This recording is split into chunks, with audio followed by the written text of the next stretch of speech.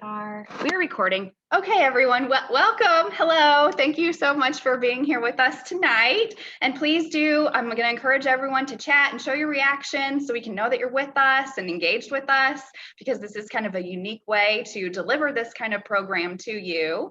So yes, first and foremost, thank you so much for taking the time to be here with us tonight, that you're, just committing your time to show your support to the starters that we serve here at Co.STARTERS and at Innovate Springfield is really the most. And we just truly appreciate you being here with us. So thank you. Thank you so much. I'm Sarah Ayers, and I direct the Business Incubation Program here at Innovate Springfield, which includes facilitating our Co.STARTERS cohort. So for those of you who aren't aware, Co.STARTERS is a 10-week cohort-based program that runs an individual with a small business startup or an idea for a startup through this customer discovery process and walks them through the business model canvas, right? So this is a little bit what it looks like, the actual application of that. So we've met weekly for the last 9 weeks, really intensive learning. We've had regular field work, guest speakers, network connections, all the resources, all accumulating in the activity that you're about to see tonight, which is the final pitch from the starters. They're going to walk you through their concept and through their business model canvas. It's going to be really exciting. So check us out. We have hosted 5 cohorts since 2019. We've graduated 37 starters from the program, and that's resulted in 2 brick and mortars downtown already. So we're really excited about that. That was exactly the outcome that we had hoped for when we started to run Co.STARTERS here in Springfield. And we're thinking, is this going to work? It's working. We're knocking it right out of the park. And so are the starters that are with us tonight. So I'm pretty excited. Just a couple examples of some of the success stories, because upon graduation, all of our starters join an international network of Co.STARTERS graduates. And here in Springfield, we've got a couple of stars that I just want to highlight real quick. So Mamie is the founder of Mr. Gixby's Soap for Humans. She is an artisan soap maker. And since graduating from Co.STARTERS, she's wholesaling all over town. Harvest Market, Food Fantasies, Interurban Merchant, you name it. She had this goal to scale her concept, and she's been able to do that in just months from graduating from the Co.STARTERS program. She purchased a slab mold and an oil drum and has more than doubled her production, right? So this is exactly the success that we're looking for from this program. Another example is Gordon Davis. He's a UIS student and the founder of Whimsy Tea Company. He participated in our fall 2019 cohort, and again, months later, has a brick and mortar in downtown Springfield. He's collaborating all over town. I mean, really, if you haven't seen Whimsy Tea, I can't tell you where you're at right now. So everywhere I go, Bun Gourmet, Harvest Market, Food Fantasies, I got a nice little Edwards Place tea basket for Mother's Day, and I was so tickled when I opened it and Gordon's stuff was in it. So way to go, Co.STARTERS. Finally, I want to highlight from our first cohort, again in the spring of 2019, is Patrick Russell, the founder of Reverie Apparel. He came to the cohort with a concept called Curtain and Leaf, which is a photography concept. But after graduating from the program, he was ready to move on another concept, which is Reverie Apparel, a print and apparel design shop right downtown on Adams Street. So again, the confidence that he got from Co.STARTERS helped him to pivot from Curtain and Leaf, which he still operates, but now he has this other passion project that he's able to see to fruition too, which has resulted in a brick and mortar downtown and a lot of great t-shirts. We got to brag about it. So really excited for Patrick. So those are just some examples of the starters that have participated in the program. And tonight you're going to get a taste of all the people who have just finished. I mean, can we just round of applause, everybody? You are the real deal MVPs of this show. And you're the reason that we show up every day. This is the reason why we do the work that we do. So kicking us off tonight is Matt Shear. Matt is a firefighter and a dreamer, everybody, and he loves Springfield. He thinks it's a great place to raise a family. It's close to the major metro areas, but still has all of the excellent amenities that he's looking for. So Matt, we are so excited to hear you talk about Wave Farm tonight. I'm going to just pass the mic to you.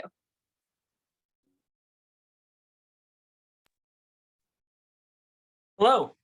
Hi, everyone. I'm going to share my screen with you all here.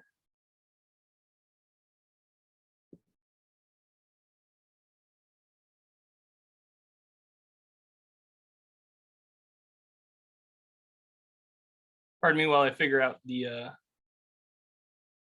technology here.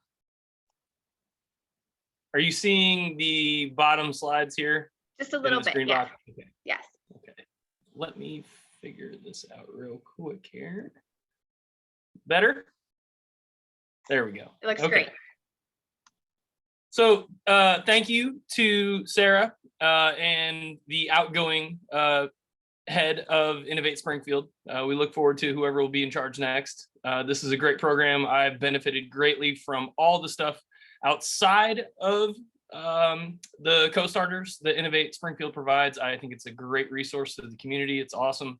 Thank you, Sarah, and everyone else that works there, Trish, everybody else who's helped along the way, and all the other co-starters as well, past and present, who have helped us out.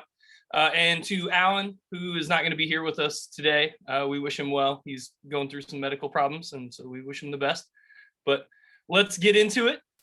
So I will kick it off here. My name is Matt Shear. My concept is Wave Farm, and my goal is to bring beach culture to the Midwest. Along the way, I hope to bring an entirely new industry that was previously unavailable to anyone here in the Midwest or landlocked, and it was only available to people on the coast. I fell in love with surfing and beach culture when I went to music school in California, and this is my story. I'm going to take you to Los Angeles in 2004. As a young, intrepid adventurer, I was unable to be confined to a regular type life. I acquired enough credits to graduate high school early, and I set off on my journey. I was in search of adventure, excitement, and the mystery of what lies ahead. I applied and was accepted to Musicians Institute in Hollywood, California. I also applied to Berklee School of Music in Boston as well, but it's cold there, and let's keep it real. To a kid growing up in the Midwest, California sounds way better, right? I'm glad I made that choice, and I made many great memories, and many wild stories ensued, but more on that one later. The minute I landed in Los Angeles, my first goal was, and always had been, surfing. While I was supposed to be attending music school, my real motivation was to go to the beach as often as possible. I had no car, no surfboard, and no wetsuit, but I did have passion. I rode the bus to the beach and body surfed until I found a broken surfboard. I fixed the surfboard and bought a car rack. I still had no car, but I put the surfboard rack on anyone's car who was willing to let me. I still had no wetsuit, and let me tell you, the Pacific Ocean is really cold in February, like really cold. But it didn't matter because I had the ocean at my beck and call. So fast forward to today, I'm lucky to have become a firefighter for the city of Springfield, Illinois, which is my hometown. I love my job, but it also requires me to live in a landlocked location. Travel to the beach, time off from work, the kids' school schedules, all these things make getting your stoke on hard for anybody living the normal type life. This is where Wave Garden enters.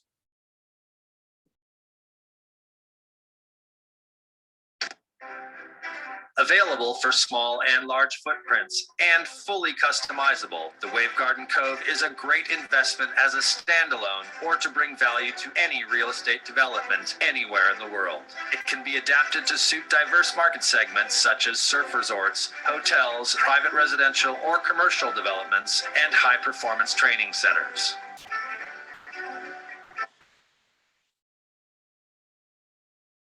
All right, so surf park. But is this really the time? So according to the International Surfing Association, more than 35 million people surf. We can do better than that, right? The surf industry is currently a $130 billion global industry and is projected to grow at a 3.1% compounded annual growth rate. More importantly, surfing is now an Olympic sport and is slated to appear in the Summer Games at Tokyo, Paris, and LA. Now, if they only had a dedicated high-quality, high-performance training facility available year-round. So let's talk about the timing. We're post-COVID, hopefully. Surfing is naturally a socially distant sport, and saltwater itself naturally disinfects.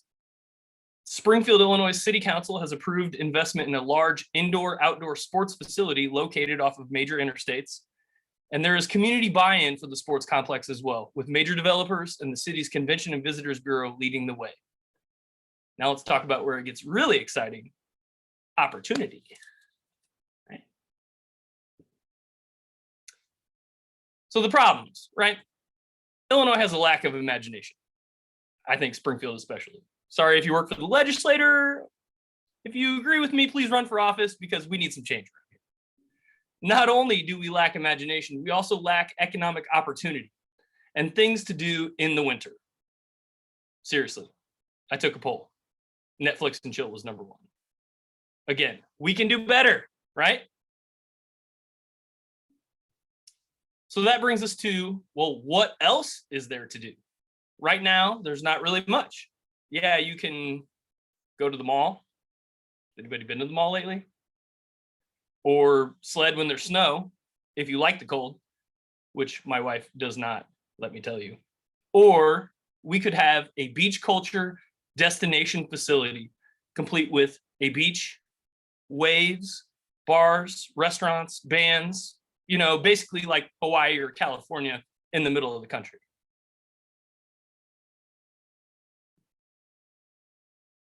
How does it work though? It's a great question. Wave Garden is the company that has pioneered the technology in a sustainable and energy efficient way to create high performance artificial waves. I hesitate to say artificial because it's basically like surfing in the ocean. When I start talking about this to someone, usually the first thing that comes to their mind is a wave-shaped piece of foam that water runs over. How do I know? Once again, survey says. Over the last decade, Wave Garden has become the premier provider of artificial wave creation. A partnership with Wave Garden not only comes with their bespoke wave creation technology that is a market leader in efficiency and waves per hour, but also comes with their superior end user support 24 hours a day, 7 days a week. Wave Garden technology is also modular, allowing repairs to be done on the fly, allowing the waves to keep flowing as repairs are done, keeping the vibes flowing. Did I mention that it can also be connected to solar and wind power? There's really no end to the stoke factor here, huh? A partnership with Wave Garden provides their expertise. Wave Garden has already completed 6 full-scale facilities in diverse locations such as Wales, Spain, Switzerland, South Korea, Australia, and Brazil, and has over 41 facilities in various phases of construction worldwide. A partnership with Wave Garden also comes with their dedicated team of professionals specializing in economic planning and development, market research, operations, and construction. It's really, you guys really know what they're doing, huh? So let's get to the competition. I say, what competition? When I ask if you've been to a water park, chances are you're going to say, yeah, haven't you? And that's what's wrong with water parks, the direct competition. While they're fun for a while, there's no skill factor. It doesn't have that Cheers vibe. It doesn't feel like a home. Wave Farm isn't just for surfing. It's for hanging out with family and friends. It's for creating memories that will last long after the juice from the last sicky nar barrels your kids just rode for the first time wears off. It's home, your home, our home. It's the place where you go to find you again. Powered by Wave Garden, the Surf Lagoon is extremely economic. How much so, you ask? I could tell you, but then I'd have to. Just kidding. Seriously though, I did have to sign an NDA to acquire the specifics, of which I'd be happy to share with anyone else who does so with Wave Garden as well. These guys worked hard to figure this out. I get it. What I can tell you is that there's an inverse relationship to the cost per wave to the user count. Generally speaking, multiple users can benefit from the cost to create one wave. Additionally, the energy from the previous wave is able to be captured and reused on subsequent waves. Cool stuff. Markets and crazy millennials like myself. Outdoor fitness has grown 14.6% in 2020. 72% of gym members will work outside in 21, according to Business Virtue Gym. Health and wellness has grown 6.4% from $3.7 trillion in 2015 to $4.2 trillion in 2017. And surfing is forecast to grow at 3.1% compounded annual growth rate for the period of 2020 to 2027, making for an over 21% increase in its market size. That's over $700 million, bringing it to just over $2 billion worldwide. Furthermore, from 2015 to 2017, the wellness tourism market grew from $563 billion to $639 billion, or 6.5% annually, more than twice as fast as the growth of tourism overall, according to the Global Wellness Institute. By 2022, Global Wellness Institute predicts the market will reach a whopping $919 billion, representing 18% of all global tourism, with well over 1 billion individual wellness trips to take place around the globe. And lastly, wellness travelers at the domestic level spend about 178% more than the average traveler. All right, that's enough with the numbers, right? Wave Farm has the unique ability to combine all areas of life in one place. Parents will come to get away from the kids at the beach. Kids will come to play in the surf. Young adults will come to see and be seen, and for the bar and the DJ. And those seeking a low-impact fitness solution will have found a home. And what a home it could be. In all seriousness, Wave Farm also has the ability not only to draw in surf tourism, but to be a home. With the ability to pair residential and commercial lodging, Wave Farm has the unique ability to attract and retain. Some will come for an hour, others for the day, some for life. That's what Wave Farm is to me, and will be to those who experience it, a way of life.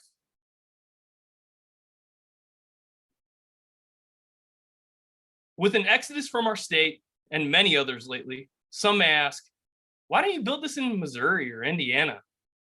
To them, I say, this is my home, and I'm not leaving. I believe in Illinois. I believe we can make this place great again or build back better. Whatever your flavor, I think that Wave Farm is just what this time and place needs. Some ask, but can we afford it? I say, can we afford not to?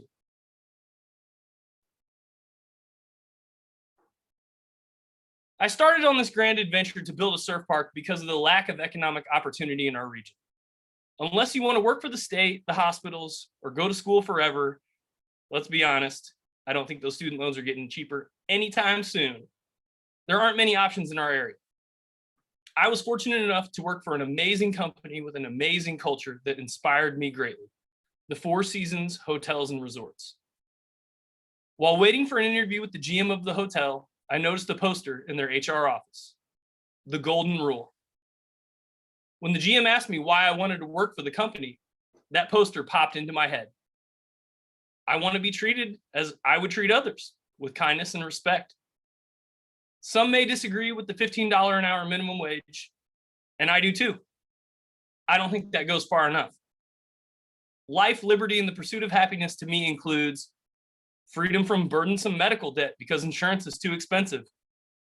I've been there.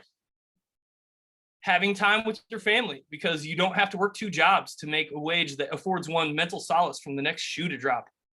Again, I've been there. And most importantly, our community. By creating an economic engine, bringing an industry that has never before existed in our area, we will create a multitude of jobs and job creators. A rising tide lifts all boats, right? That's what Wave Farm is truly about to me, and I ask you to join me. Call, text, email, or come knock on my door. Thanks for listening to me, and I hope you'll join me at Wave Farm. Wonderful job, Matt. Thank you so much for kicking us off in the best way there. I really appreciate it. So Does anyone have any questions for Matt? We can take at least 1 or 2 questions from the audience. If anybody has one, please feel free to unmute yourself now.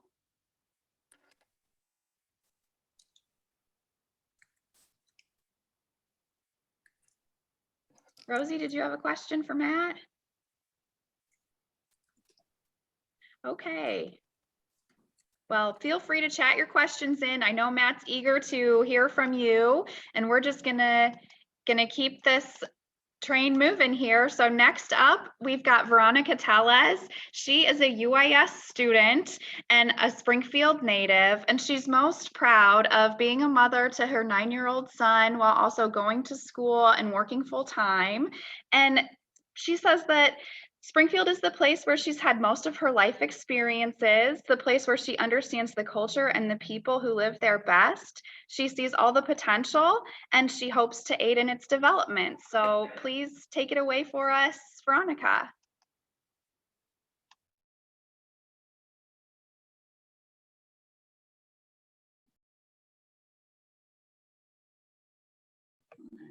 Hi. Okay, so yep, Springfield's my hometown. I'm Veronica. And here is my business. So this is the Urban Ecological Center, where we create better communities piece by piece. The problem that we see in unsustainable or unhealthy communities, and what the research points to as a key factor, is this degradation of socioeconomic foundation, of supports. And it starts with this family breakdown or housing crisis, and then social exclusion, which leads to mental health issues, and then this ill environment of bad coping mechanisms such as substance abuse. So by building this stable foundation, we can keep individuals from falling into this vicious cycle of poverty and empower growth from the bottom up. The current alternatives of government services, costly therapy and drugs, or YouTube and podcasts just aren't enough in various regards. And furthermore, they don't provide the collective support and self-directed guidance that our holistic community center plans to have. As Mother Teresa said, we think sometimes that poverty is only being hungry, naked, and homeless. The poverty of being unwanted, unloved, and uncared for is the greatest poverty. And the research shows it. So our mission at the Urban Ecological Center will be to help individuals see their potential, their worth, to help them build themselves up in the direction that's most aligned with who they are and what the community needs, and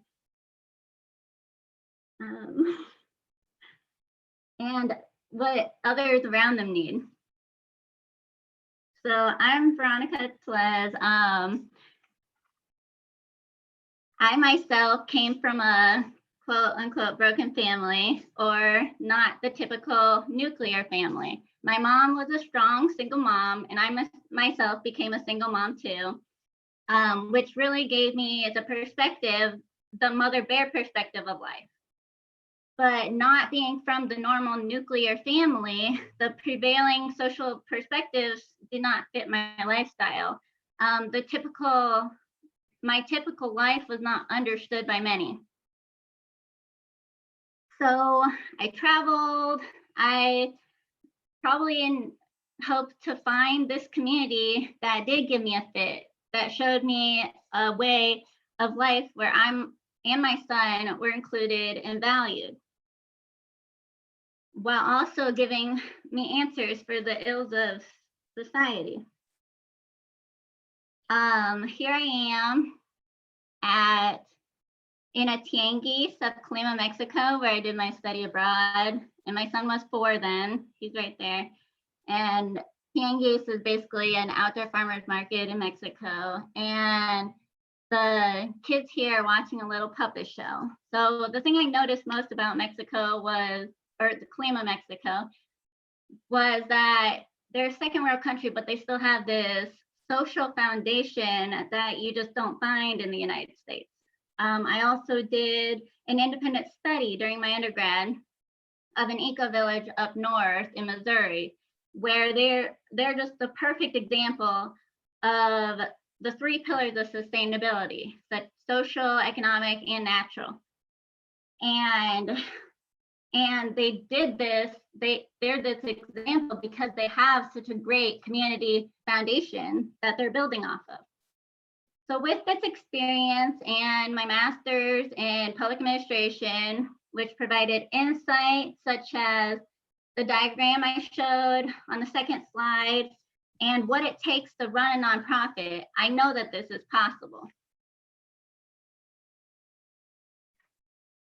We plan to start with putting together information, resources, and programs list through a pop-up shop, where we also will include this sign-up sheet for people who want to participate or volunteer or partner or have program ideas, and they can sign up right there.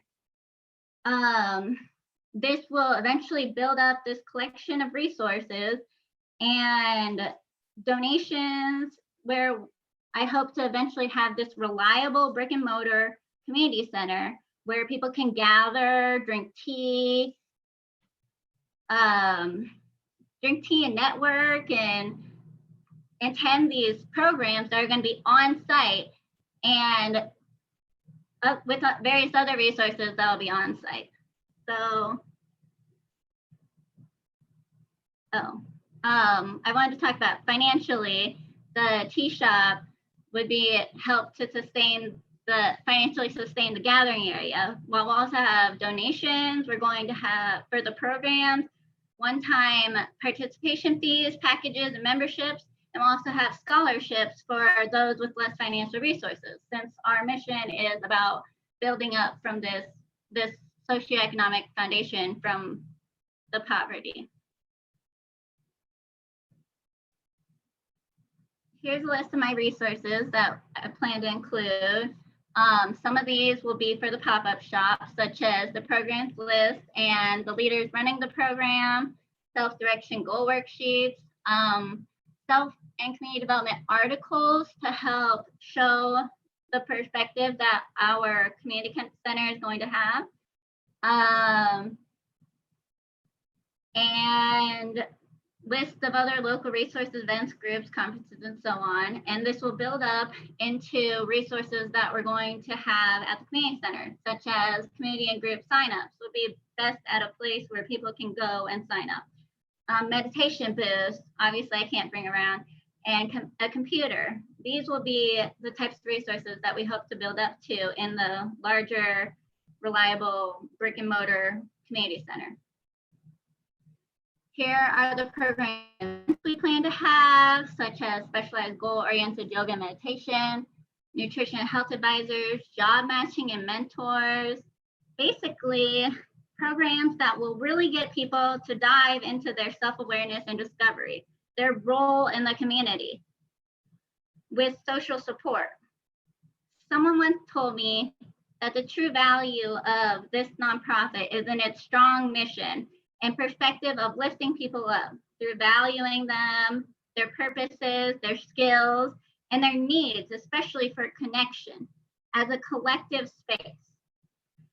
So if you want to eventually donate and be involved, I would suggest following me on Facebook at Veronica Tellez or my Instagram at MotherBear27.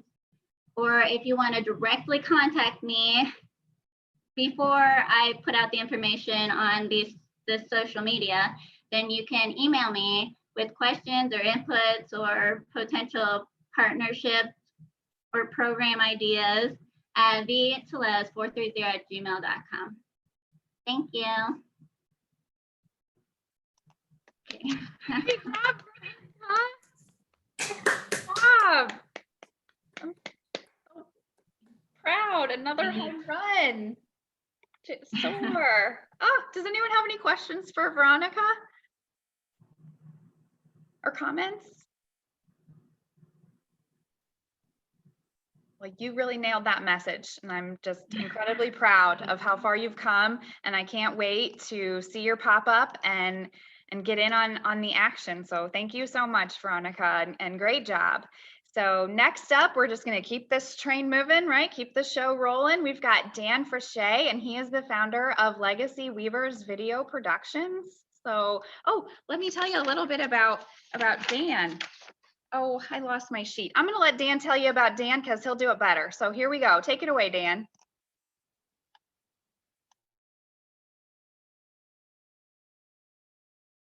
Oh, Dan, you're muted. And in that time, I found my sheet. So I will share really quickly that Dan is an Aquarius, and he has this really great little nugget that he shared with me, that his most personal accomplishment that he's most proud of when serving as the supervisor at the St. John's Bread Line. He helped to inspire the embodiment of the 3 core practices that would transform the soup kitchen into a community center: making eye contact, greeting the guests with a kind word, and asking them what they wanted on their plate.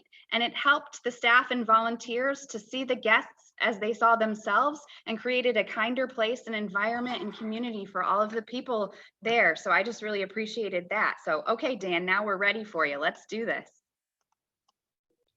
Okay, are we seeing my screen okay? All right. Are you all seeing my screen okay? It looks great. Thanks, Dan. Okay, well then again, my name is Dan Frichet, and I want to welcome you all to the international headquarters for the Legacy Weavers Video LLC in my basement. The premise underlying my business concept I'm going to tell you about tonight is that everyone has a story that is unique, sacred, and one that has been crafted over a lifetime. Everyone is a story, rooted in a family history and in a particular place, each shaped by uniquely unfolding events. As Ralph Waldo Emerson said, a forest is in an acorn. And just as a tree has a limited time, a person's presence among us is a finite reality. While we cherish and value these stories, it takes a lot of intentionality to seek and create a meaningful way to preserve them. Perhaps you've been given or will be given a stack of photo albums and VHS tapes that contain a lot of pictures and images in places that you're not even maybe sure of, and maybe one of those special binders that asks you to tell your life story. And eventually, anyone who attempts to remember or write down their story will come to the realization that this will be a challenging endeavor. So in addition to those in the second half of life who wish to share their stories, or their adult children who wish to see these stories preserved, are those whose time has become seriously limited due to terminal illnesses or some debilitating situation. And as much as it would be nice to focus on getting their story, it's about their care that's more important right at that point. So ideally, we're gathered around the fire, we're steeped in the rich moment of the oral tradition, and we're imagining this. However, life's more like this. So let's be honest, keeping up with our lives is demanding. Families often become geographically distant, and despite our best intentions, getting to these stories is tough. So let's all take a deep breath.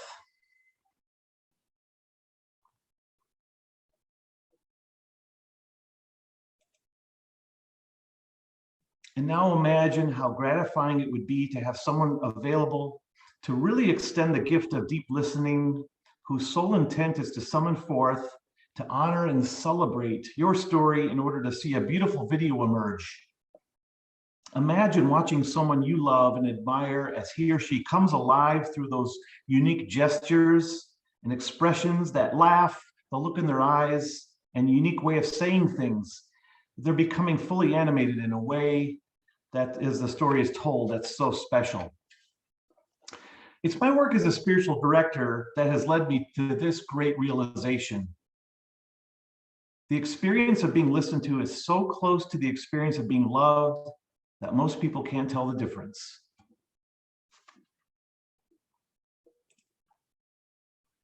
And so within Central Illinois, there are some great wedding and event photographers and videographers, along with the Storyteller Studio crew as they focus on businesses and causes, but there's nothing quite like this yet in our community.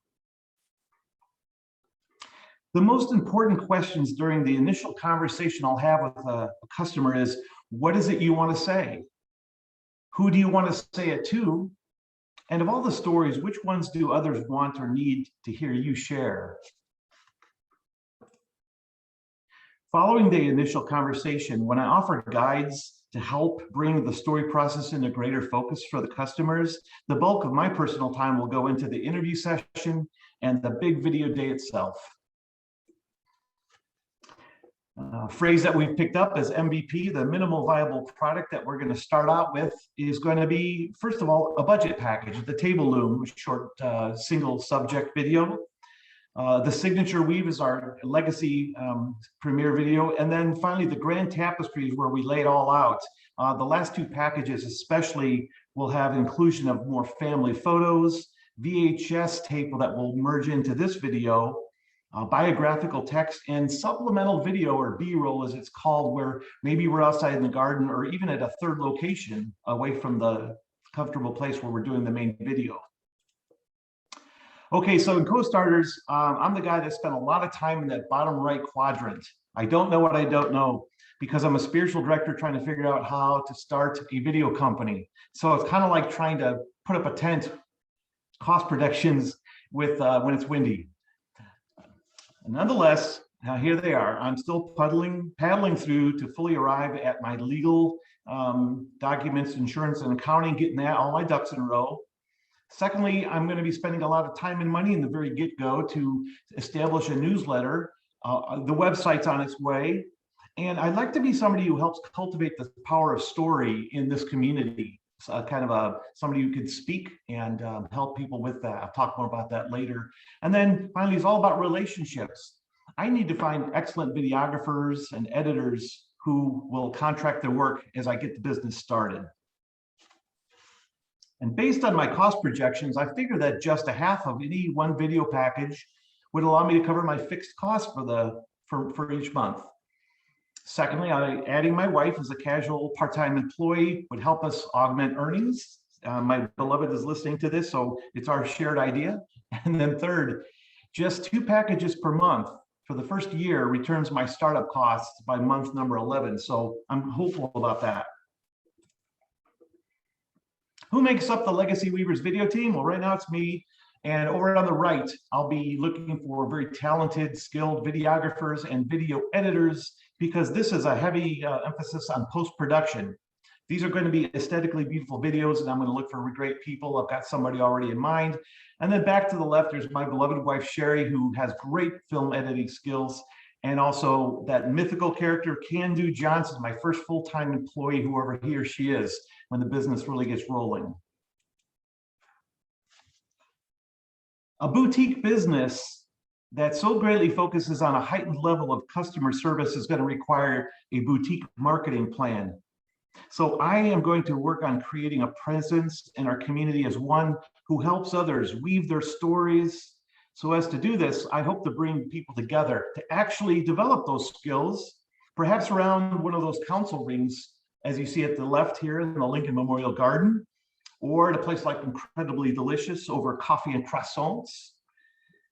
Planting new opportunities through a regular cultivation of that monthly e-newsletter. I want to widen the number of relationships. I don't like the idea of a database. These are people that we're going to celebrate the power of story together.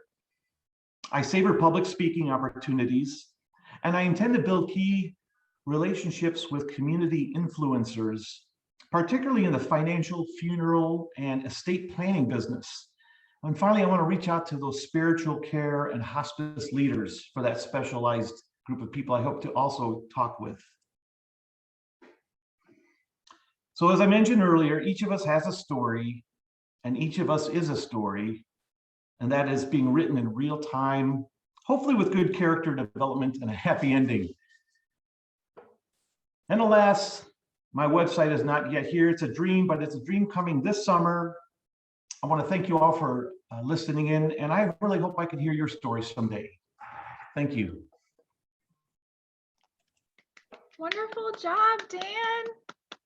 Thank you. Great job. So proud. Does anyone have any questions or comments for Dan?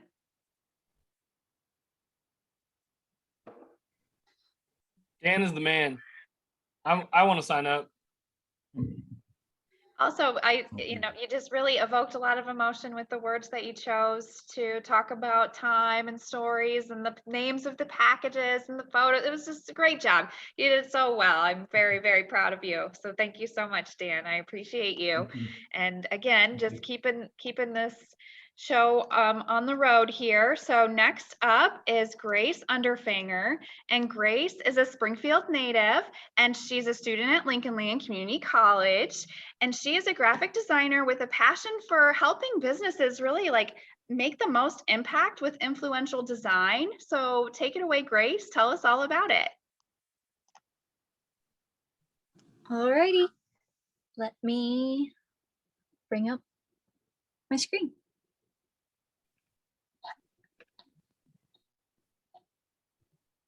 Alrighty, can everybody see this? I am looking at your screen. Here we go, customers. There we go. Great job. Here we go. Sorry. Alrighty. Whoops. My name is Grace Underfanger. I'm the owner of Crimson Fox Design Company, and I offer a print apparel design service. So what it is a design service specifically for branded apparel and merchandise for businesses.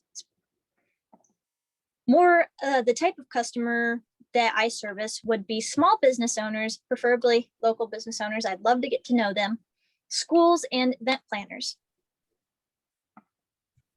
And so what their problem is, what they need to solve is they need to stand out against their competitors. Businesses need to, and schools. They need to stand out. They need to engage with their customers, and they need merchandise that represents their brand. So here are some alternatives that they can use. So they can use customink.com, which is a website that allows users to design their own t-shirts and products. They can use local printers, local print shops. They are local shops that design and print on merchandise. And they can also use Cricut owners, who are individuals who cut and use vinyl to make products out of their own home. But there are disadvantages to all of that mentioned to the side. So customink.com, it's a design resource that have very poor resources, is in a designer's opinion, looking at it. Which leads to poorly designed products, and which leads to in a lacking brand image, And so people who use it don't necessarily know what they're doing and how to look their best and how to convey what they want to convey. So another option is the local printers. And so they may not provide constant design styles, and they frequently hire interns. So you might not get the same quality each time you contract them. And designs are quite frequently rushed to accommodate other projects because there's a lot coming through. Because I've been in that situation. I have worked in that situation. I've been the designer in the print shop and having a lot of projects to go through in a day and just shoving it all out the door as fast as I can. And so the other option, Cricut owners, these individuals have very limited capability in what they can do, and they have very limited design knowledge, and most of them don't know how to do what they're doing. Because I've seen that. And they use very unprofessional methods such as vinyl, which can really, it can come up off of a shirt or off of a mug. They don't necessarily stick or last. So the solution that they will need, a business, a brand, a school, an event, what they'll need is they will need a consistent style and quality to a design. And they will need proper design for the brand's image to convey what they need to convey. And they will also need preceding advice after each service. And so the benefit of using my service is the customer will get a well thought out creative solution. They will get a design that captures the business's personality, and they'll have a more personal design experience that isn't rushed. And so your brand's image will look like it is its best because I genuinely care about your brand and I want it to look good and I want it to reflect your brand's personality and the type of customers that you want to attract and need. And so I also provide advice as to how to continue with the merchandise process after my services, because I have experience on both ends of the process, printing and designing. But this service is just strictly design. And so because of that,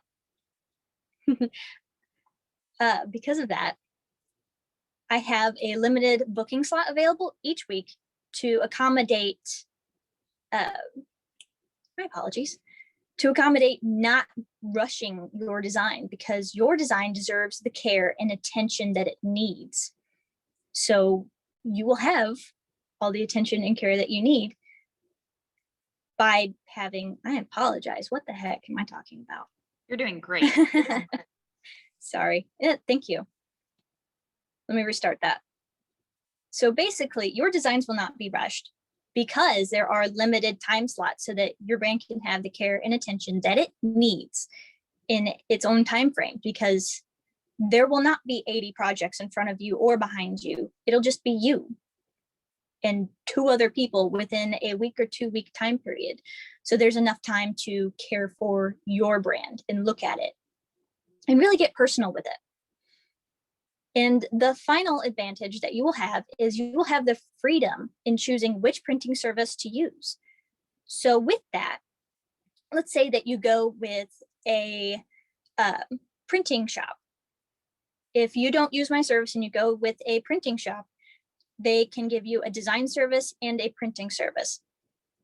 And with that, if they tick you off, if you don't like their service, you will be stuck with them through the entire process. And you might not be able to legally get your design back. You'll be stuck with them. And it might cost you a ton of money to get that from them and use somebody else. But with my service, what you can do is you have the design. So you can choose whatever print shop you want to go with. And if you don't like them, you can go somewhere else. But you'll have your design and it will legally be yours. So out of everything, what I want you to get out of this presentation ultimately is that with my service, your brand is put first, and its image is my mission. And this service aims to properly promote your brand's personality on merchandise that can be used to engage with your customers and to create a sense of community with them. And so how does this distribution process go? Firstly, you will contact me. After you contact me, we will go through the design process. We'll do approvals, you'll get mock-ups, and here are the concepts. We'll go through the design process, and then once you've approved your design and the invoice is paid, the final files will be delivered to you through email so that you can distribute it to whichever printer that you need. So what's the revenue model? What's the revenue scale? What does this look like? So services will be $25 an hour based on packages such as t-shirt packages, front and back. Anyways, so these packages are based on an estimated cost of how many hours. So we'll have a conversation, and based on your conversation, I will estimate how many hours this will take. So the types of packages that you could pick from is a basic front t-shirt, a front and a back, a hat emblem, a canvas bag, and other design services that come up that you may need. So what are my startup costs? My startup costs are pretty simple. I need an onboarding software, which is HoneyBook, an Adobe subscription, which is my design software, a website, insurance, a contract, assets, design assets, and a laptop. And my startup needs are a contract, a website, laptop, and assets. There is no physical shop, so that you can email me. I can work from anywhere, and I can mooch off of any coffee shop's Wi-Fi. So costs are fairly low to start. And so that's pretty much it. Thank you. If you need to contact me, it is, I can start all over. So Crimson Fox Design Company at gmail.com. So thank you. Great job, Grace. Wonderful job. Your delivery was just so excellent, and your giggle in there. Yes, you are living your brand identity, and I love it. I think it is so great. So just keep that up. That is just a great job. Any questions? I saw a question in the chat. Elizabeth, do you have a question for Grace? Grace, can you design a van wrap? It depends on the type of van wrap. If it's a partial, then yes, but a full van wrap, I do not have experience with that yet, but I will let you know when I do, and I would love to do that. But as for right now, I will recommend you to somebody else, which would be Ace Design Company. But I am looking forward to doing a design wrap. I have designed a couple of design wraps, but yes. Okay. Thank you. Great question. Sorry. Thank you so much. My truck needs one for the surf park too.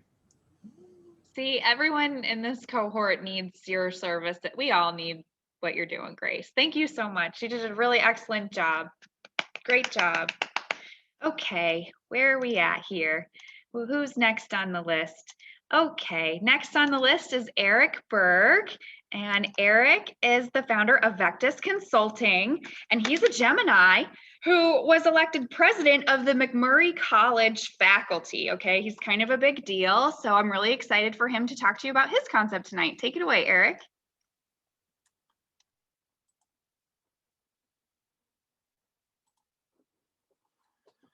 Okay, thank you, Sarah, for the wonderful introduction and all that you've done for us at Co-Starters here.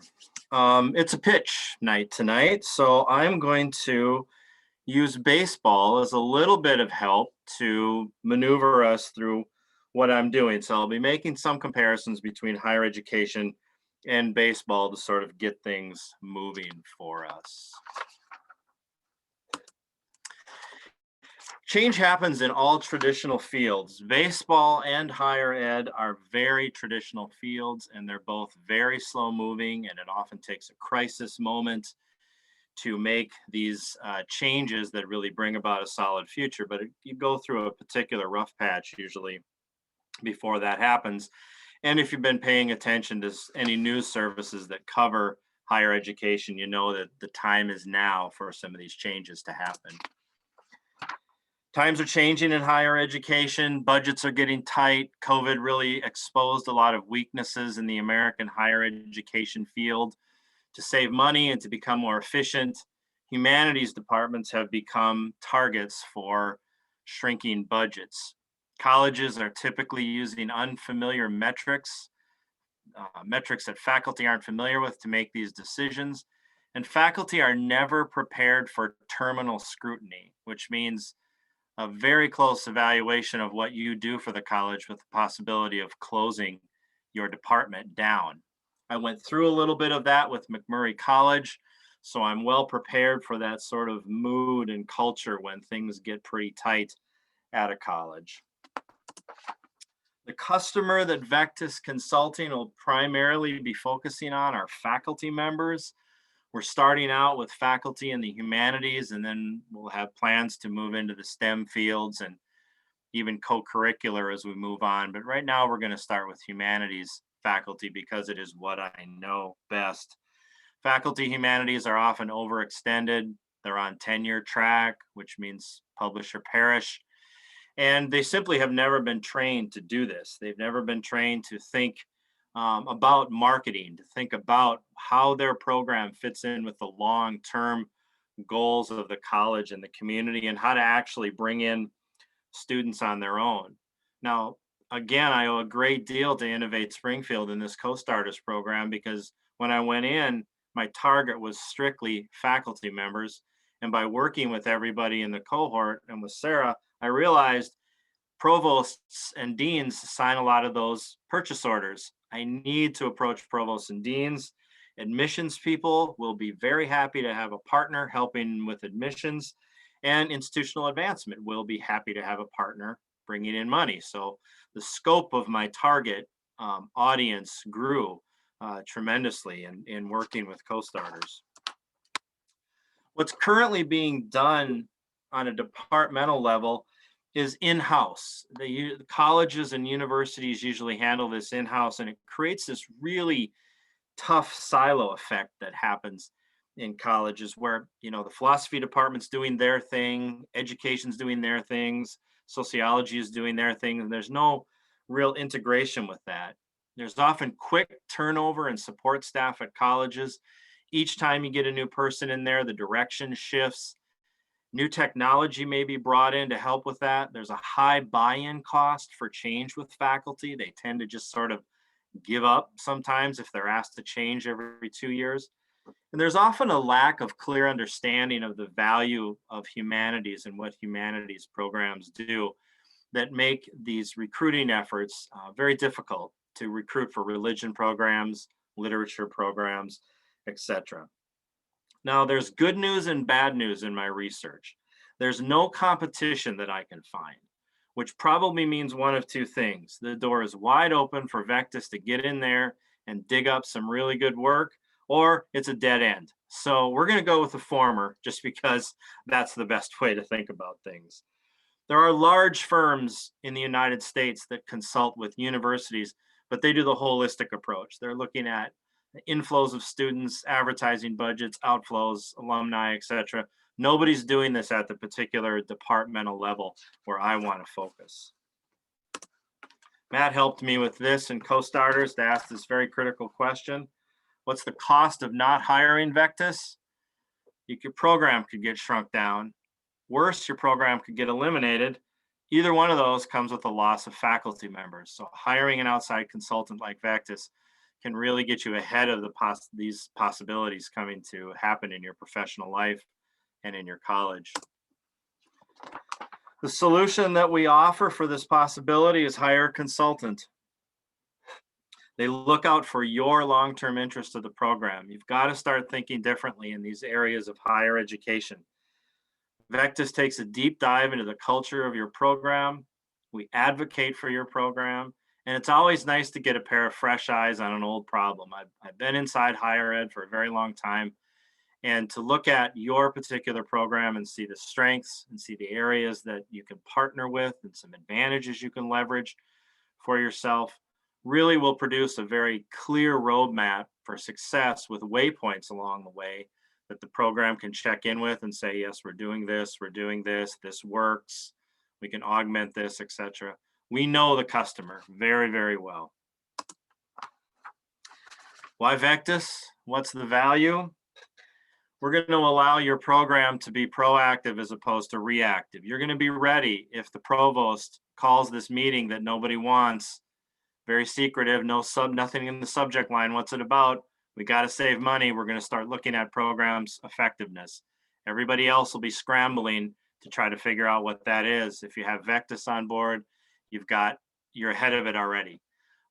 Ready for accrediting agencies to come, and the tangible, quantifiable benefits that you can point to the administration and say, we spent this money on a consultant and here's what this consultant brought in, are really important parts of this, like new students and retention of new students, increased public visibility for your program and your college.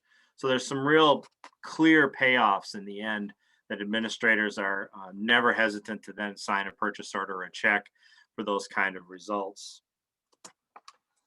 Why are we better than the large firms or doing it in-house? We advocate strictly for your program. I understand the admissions game in higher education. It's about numbers.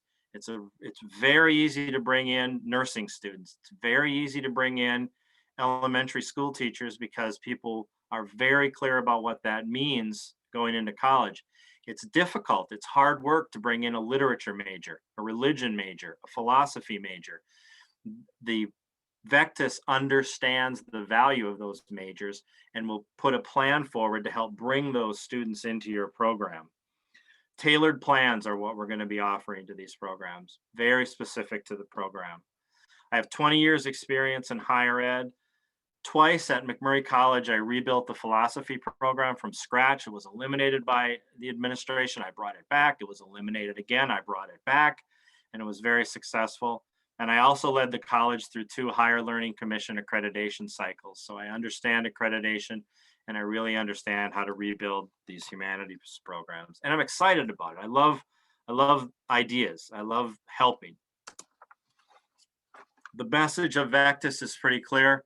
We create strategic plans for academic departments. We try to clarify their mission and their role in the college. Why should we have a philosophy program in our college? That's a very, very straightforward question, but it can be a difficult one to answer. You've got to have that answer ready when the provost sits down across from you and she asks you that question. We'll stabilize your program, stabilization first, then we move on to growth, attracting new students. Your literature program wins, the college wins. Distribution, we have a website, it's on there, vectisconsulting.org. We have a dedicated email, so it'll come to me or it'll come to Vectis in general. We just opened a Facebook presence last week. We have a Twitter account. LinkedIn is about 2 weeks old now. And I'm very excited for going to trade shows, going to academic conferences and just sitting down and talking shop with faculty members. And they're always going to want to talk about enrollment or this, that, and the other. And we can get a conversation going about how we can produce value for your particular academic program. And I hope eventually then referrals will really help. You'll get people, they have a friend they went to graduate school with, they start talking, my program's under threat. Hey, we hired this company, they really helped us. That hopefully will get the ball rolling. Startup costs for Vectis were $2,700 and change. Website dedicated with a dedicated email address, insurance, legal contract drafted by the attorney that I got through Innovate Springfield, office space that I'm using through Innovate Springfield, and a dedicated laptop just so I could keep everything sort of compartmentalized. Very low startup cost for this. The revenue model is a 3-package model, not as creative as Dan's, but silver, gold, and platinum is what we're using. The target for the customer is gold, which is pretty typical, that middle range. A gold package for a humanities program should be about $3,700. I'm launching a community rebuilding package to help rebuild the community after COVID, teaching remote for a year, and now coming back face-to-face again. There's some things that can be done there. And the contract, of course, will be based on the services offered, turnaround time if it's an emergency. If this meeting with the dean is in 4 weeks, we need this plan in 3. That's something different. And the number of faculty. If you have 2 in your department, it's easier for me to work with than if you have 20, like University of Illinois might have. Costs for Vectis are $45,954. The variable costs are $55 again. The actual tangible material that's handed over is very low cost. So the gross profit per unit is $3,600 and change. My break-even point I was very happy with. It's essentially selling just over a package a month, which I think is something that is very manageable for me.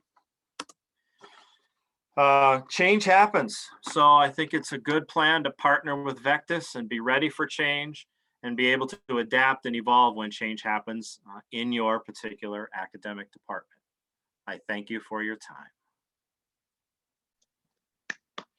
Round those bases, because that's a home run. Way to go. Way to go. Any questions for Eric or comments? You killed that. I love Change Happens, Evolve with Vectis. That is phenomenal. Great branding. Thank you. Appreciate it. Eric, having come out of a university setting and a university who closed a satellite in Springfield about 2 or 3 years ago, yeah. You have really got a gold mine. Oh, thank you. It's very reassuring to hear that from another insider. I worked with Benedictine. Well, I'm still with them. Oh, yes. But their place here in Springfield had to close, and that was because of money problems up north. But I could see how you could have been very, very helpful to us. So just thought I'd tell you that. Thank you. Deeply appreciated. Mm-hmm. Awesome. Okay, well, thank you so much, Eric. I'm just gonna keep our show moving here. So next up is Amy Strawn, and Amy is a retired Springfield police detective. Thank you for your service, Amy. She's an expert in disaster preparedness. Like, I can't even start to do it justice. So I really feel like I'm just gonna pass the mic and let Amy tell us all about it because it's fascinating. Proper understatement. Yes, thank you, Amy. All right, thank you. Well, I am just going to get right to the point, and that for me is a PowerPoint. So the problem that I see regarding preparedness is that many locations are perceived as low risk. You're familiar with these. They're your grocery stores, convention centers, parks, malls, festivals, apartment complexes, and any of those locations with security provided. When security is provided, people think we're safe. Someone is going to take care of us. And that is not always the case. Many times these places lack preparedness for high consequence and low probability incidents. Those can be incidents such as medical events, weather events, something scary like an active shooter, or maybe even some civil unrest that could pop up. Websites and apps currently exist for preparedness, but they are contained in silos. And you're going to hear that from me again a little bit later. What I mean by that is they're individual. Maybe a school or a workplace has an app that they use for this type of an event. My customers are going to be individuals who choose to become more prepared in their everyday life. And this is going to include countries, companies, cities, and citizens that want to have preparedness and emergent incident information in just one location. And that is going to be my app on their phone. Some of the alternatives, my competition that is currently in place, there are a few companies that are doing this. But many of these are reactionary. They send alerts after the fact. Some do send alerts during the incident to keep you posted about what is occurring. And also, some of these companies just base their responses over an overarching assumption about what your company or your school needs. There's not any connectivity between places and businesses that use these, and these alternatives, many of them are very expensive. It can cost hundreds of thousands of dollars to use them per year. My solution is I'm going to make preparedness cool. My app is going to help create a culture of preparedness. I will provide direction and guidance to prepare for circumstances that could impact your personal well-being. I'm going to do that through reminders and little nudges to keep preparedness in mind. And this is going to also be based on the nuances of the customer. I will do consultation with my customers to find out exactly what it is that they need to improve their personal preparedness. Why should they choose me? Well, I'm going to look for that smaller customer. I'll take the big ones too if they come along, but I also want to make sure that our fairs, our little weekend events, or maybe even week-long events are prepared. I want to provide fluidity between them. Websites and apps exist for preparedness, but again, here I am telling you, they are contained in silos. It's individual schools and workplaces. My app is going to be at your workplace. And then in the weekend, when you go to the fair, guess what? It's going to be there too. And then later on that night, when you attend your children's sporting event, guess what? It's going to be at their school too. And the next day, when your child is in a traveling team and you're at somebody else's school, you're going to find my app there as well. You're not going to have to download all these different apps for a school here and a school there, or a business here or a fair there. You're just going to use mine. And why? Because I'm going to make it affordable. Why pick me? What's the advantage? Well, I have that box checked. I have over 27 years of experience working in law enforcement, in which I did investigations for a number of years. Included in that were international terrorism and domestic terrorism cases, narcotics. I even investigated a few firearms crimes. And we did not look just for any old fool with a firearm. We actually went after those violent felons. I understand crime and the nuances that exist in it. I was a hostage negotiator, and I was even on a SWAT team. And it wasn't just any SWAT team. It was one that was trained to handle weapons of mass destruction. I have experience in post-blast investigation, recognition of explosives, terrorism operations, hostage, barricaded, suicidal incidents, incident command, all sorts of weapons of mass destruction training, raids and high-risk operations, gang crime, tactical emergency vehicle operation, rail tactics, all sorts of investigations from burglaries and robberies and all kinds of crime scenes as well. I can deal with any critical incident there is. I can couple this with my education. I have a PhD in public health studies with a concentration in biosecurity and disaster preparedness. My skill set there includes disaster planning, public health disasters, communicable diseases, and infection control. I can help there in case we have another SARS incident or the next pandemic flu. I can handle disaster communications and media relations.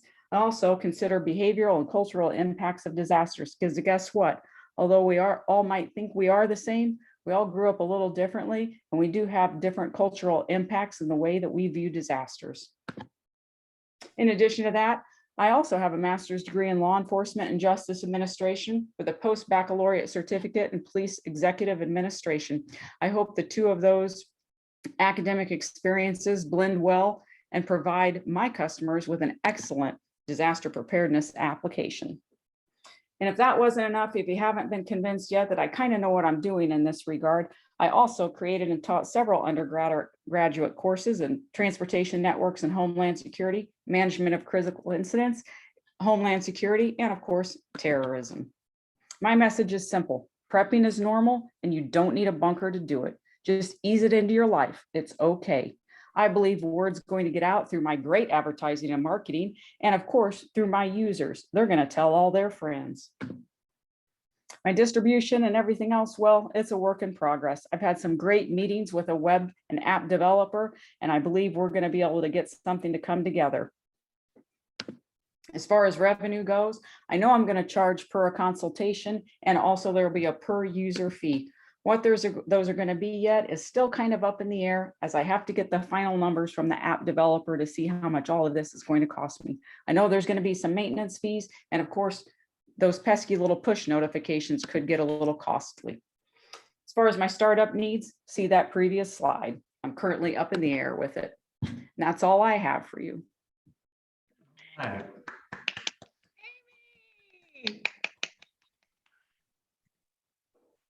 Stop it. Great job, Amy. Does anyone have any questions for Amy?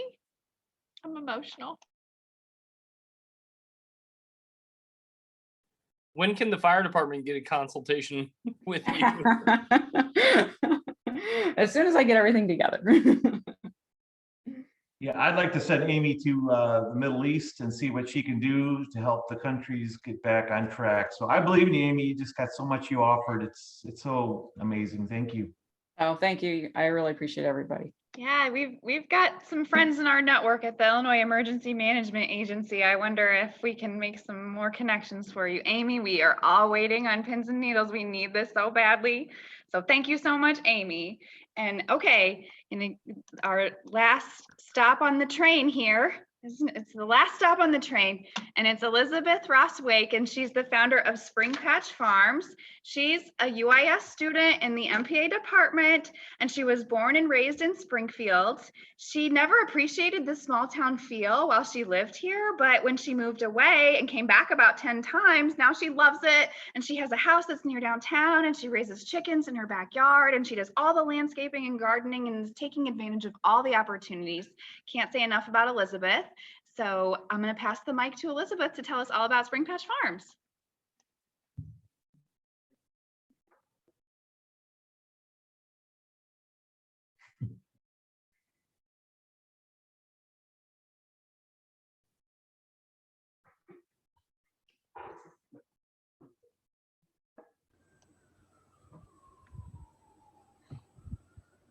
Doing okay, Elizabeth? Yeah. Okay. Can you see it now? Yes, it looks great. Okay. Whew. Technology. Okie dokie. So good evening. My name is Elizabeth Wake, and I'd like to tell you about Spring Patch Farms. So this is an exciting and innovative project that will bring fresh produce a little closer to home. So picture this. It's a gorgeous summer day. The sun is shining, the air is warm, and you slice into the most beautifully red tomato, bursting with flavor and sweet juice.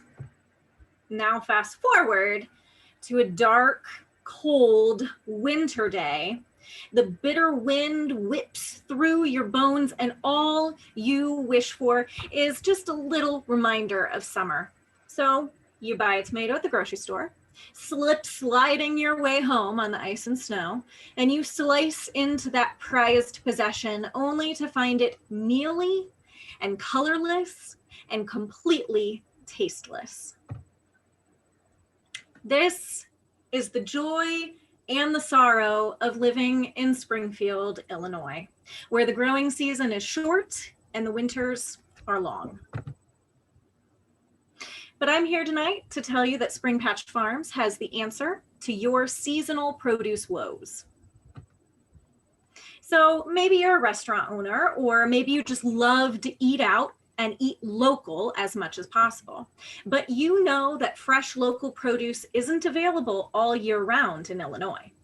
Wouldn't it be nice to see some fresh local produce on the menus of some of your favorite restaurants year round?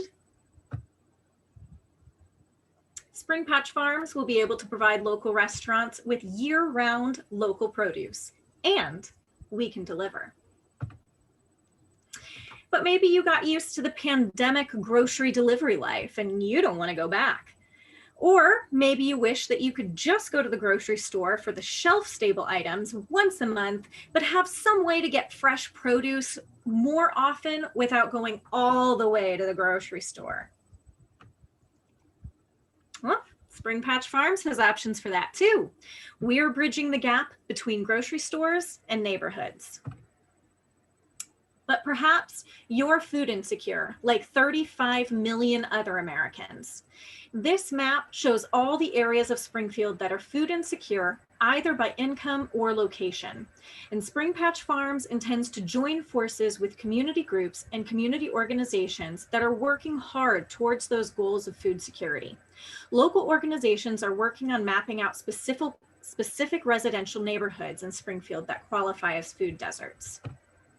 If you're not familiar with the term, a food desert is defined as an urban residential area located more than 1 walkable mile from a grocery store with fresh produce. So even though Springfield has many grocery stores, they aren't easily accessible to everyone.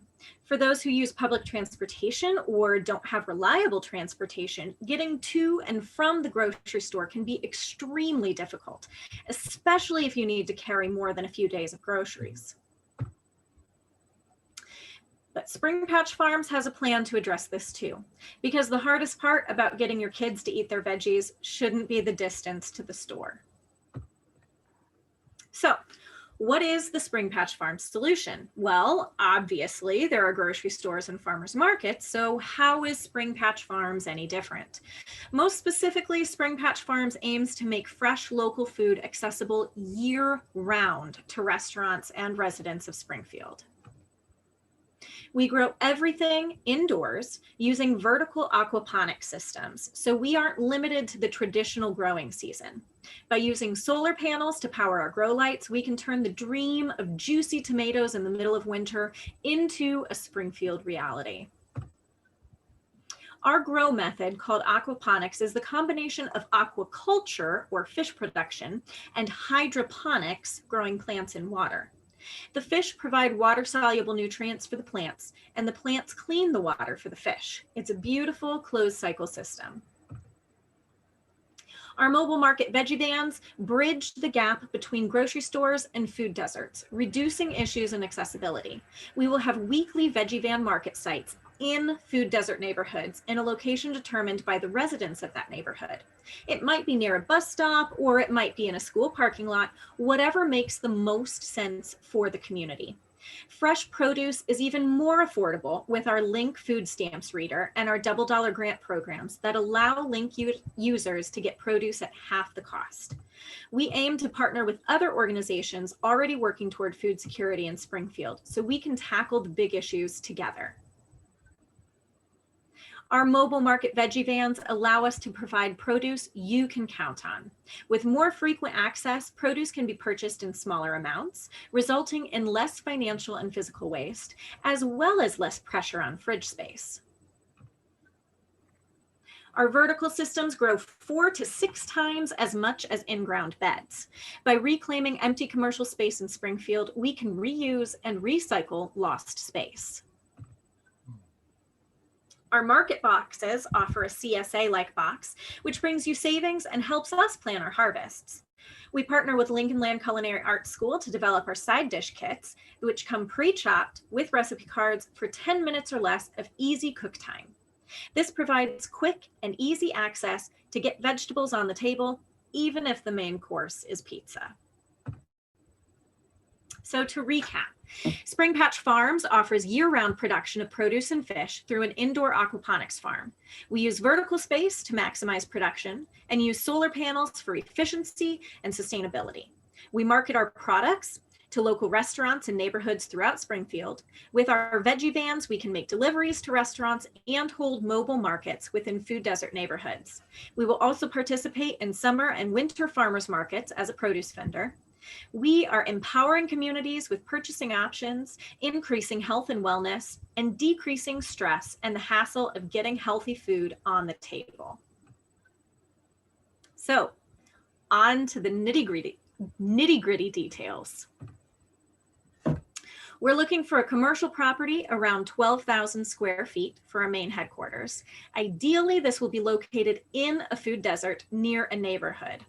Each typical grow room will be 10 by 20 square feet with a stock tank, 4 grow beds, a seeding bed, and grow lights.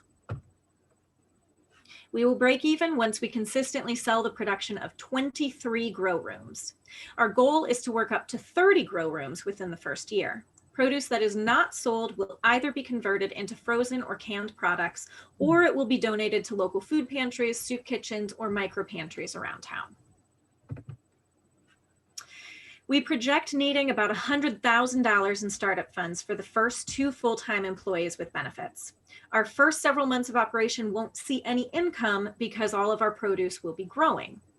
Growing slowly with only 15 beds, we will increase production every 3 months to hire an additional part-time employee, add a second van, and we will break even by month 10 of our first year. Once we hit our first goal of 30 grow beds, we will net around 18% profit, and we can begin working toward additional community outreach and events. If demand is high enough, we may look into additional grow spaces to expand. So why should you trust me with this project and with your money? I have experience in restaurant management, farm management, nonprofit management, and farmers market management. I'm a Springfield native who loves the city and local life. I have many local networks that include farmers, nonprofits, produce markets, and restaurant owners. And I gave a TED Talk this year, so you know I can handle public speaking. So you love the idea. Now what? You can email me at springpatchfarms@gmail.com and let me know how you would like to get involved. We need investors and financial sponsors. We still need to conduct research in various food desert neighborhoods, and we would love to partner with existing community organizations like Slow Food Springfield, Grow Springfield, Gen H Kids, Boys and Girls Club, the Old Capitol Farmers Market, and more. So, of course, it's never too early to start our customer list for households and restaurants. So if you want to be on that list or just want updates, please send me an email. We'll also be hiring a farm manager. So if you know someone who is familiar with aquaponics and might be interested in this idea, please send me their name. And let me know if you want to be kept in the loop for any and all Spring Patch Farms updates. We'll get a website up and running soon, and we want to let all of our cheerleaders and supporters know about our progress.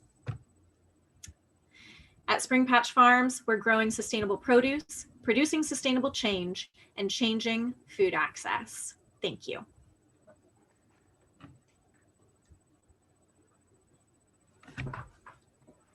Wonderful job, Elizabeth. Thank you so much. Does anyone have any questions for Elizabeth or comments?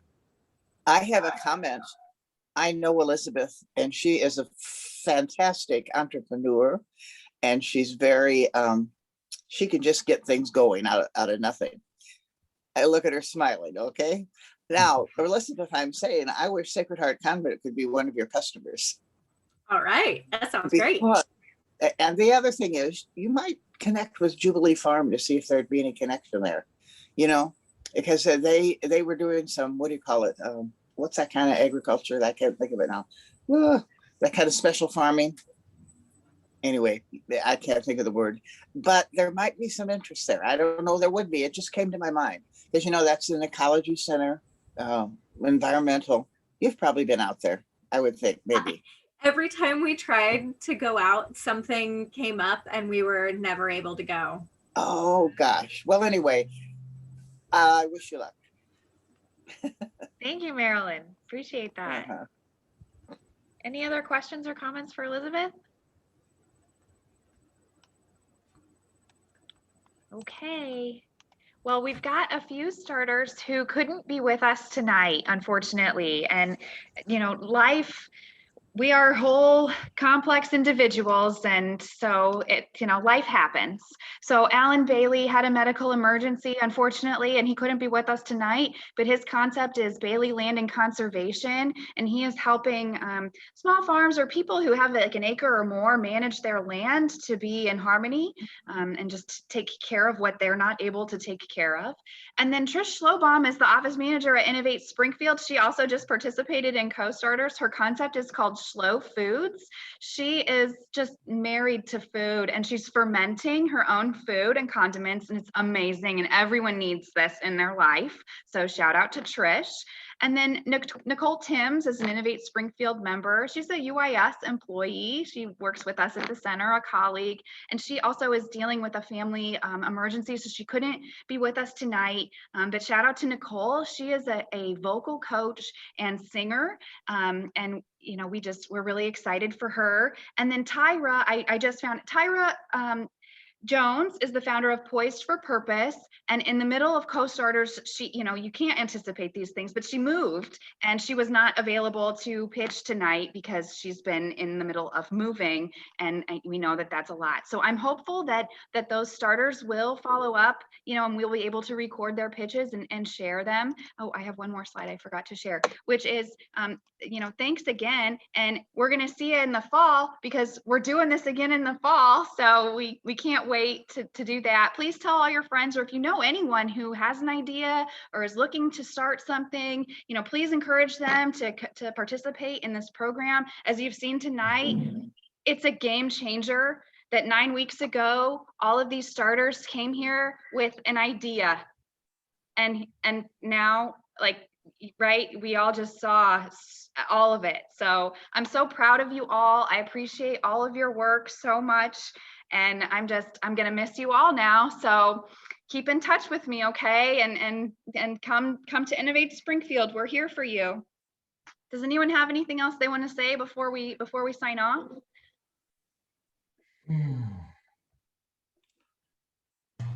Great job, everybody. I've been here the whole time listening. Thank you all who came in to listen to our presentations. You know, we're growing this as some of us started with just nothing but an idea. Some of us had ideas already in plan. So again, thank you for taking the time to hear us, encourage us. Maybe we'll be a blessing to the community. A lot of us want to create opportunities for jobs and the life of the community to get even more robust. So thanks for pulling for us tonight. Yeah, and stay in touch. Don't be strangers. I'm looking forward to continued interaction with all of you. Yeah, thank you everyone who came and showed your support today. It really does mean the most to us. Okay. Yeah, party time. Raise the roof. Okay, everybody, this is the end. So I'm gonna sign off now and say bye. Hey, goodbye. Where's the after party? Sarah's house. Bye.